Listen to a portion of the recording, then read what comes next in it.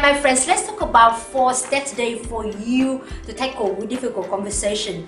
Probably sometimes you feel sad, you feel upset because of somebody doing something, because of somebody saying something, and you started creating all the stories related to the thing the person did or the person say, and you started feeling even worse, and the energy just build up in here, and you just know that you need to release that energy by having real conversation with the person.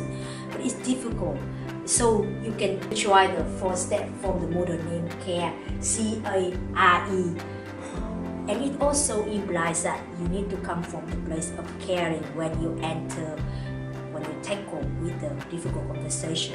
Instead of caring about your own feeling, your ego, you want to come from the place of caring about the person, the relationship, to move on. If you keep focusing on your feeling, it just expands. If you stay in that zone, it's going to expand. You need to step out that zone and look at it from your highest self, your tolerant self, or maybe look at it from the perspective of the person that you need to talk to.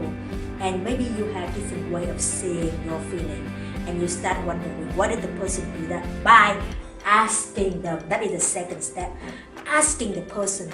Not assuming, not blaming, not telling them what to do, but asking them. And how can you ask them and invite them to share more? So now you can use the structure I call ABC, which means you wanna tell them, I heard that, I saw that, and B means you wanna tell them, I felt that way. So you share your feeling. And C means you wanna ask them, invite them, can you share more about it? So you open up the context. Why did you feel that way? And you share what did you feel, and you invite them. So you open the space for them to input in that conversation. You don't blame, you don't tell them what to do. And I think it's hard because oh yeah, you need to do that, you need to do that, and I felt bad, and because of this, because of that, you offer the blame. But now you look at that from the place of caring. You want them to share more, and you probably see something totally different from what you think, and we call it like paradigm shift. So there's a little story about that. There's one man named Harry. He went to the airport in Germany, and he started eating a package of biscuit, and he bought it from the store nearby the airport. And he saw there's another man stare at him when he eating that biscuit. And when he took one biscuit, the other man took another one. And after that, he took another one, the other man also took another one. So it's like one by one until the package of biscuit only have one piece left. And Harry started seeing the other man took that piece of biscuit and then break it down to become 2 parts and gave one part to him. And he's like, how that man could be that rude. He's just like, could not even believe it, that everyone here is like that. But then anyway, he took the half of the piece of biscuit and he ate it. So he still felt hungry. He went to buy another package of biscuit. He went to the plane. He got on the plane and he opened his packet, and he saw actually there are 2 packages of biscuit.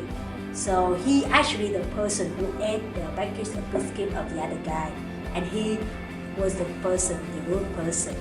So you see, sometimes if you don't ask, you don't know, you just assume. So you need to ask the person. And after asking, you really want to focus on the end result, the result of the conversation. What do you want the person to feel? What do you want the relationship to go to? What would be the result of that? Because if you focus on the result, you focus your energy, your behavior.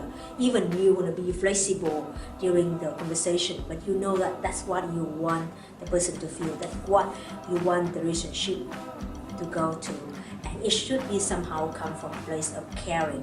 It's not only about you, but about the relationship, about moving on, about the person, caring about them. Yeah? And after that, you're gonna want to see that as an exercise, even though it's hard.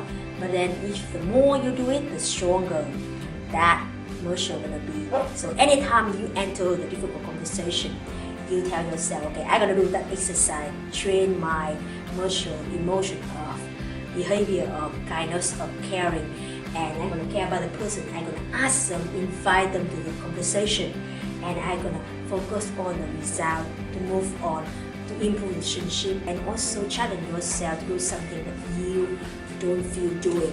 And with that, you non-stop developing yourself, you non-stop improving your relationship, you non-stop taking action to move closer to your goals. And I see you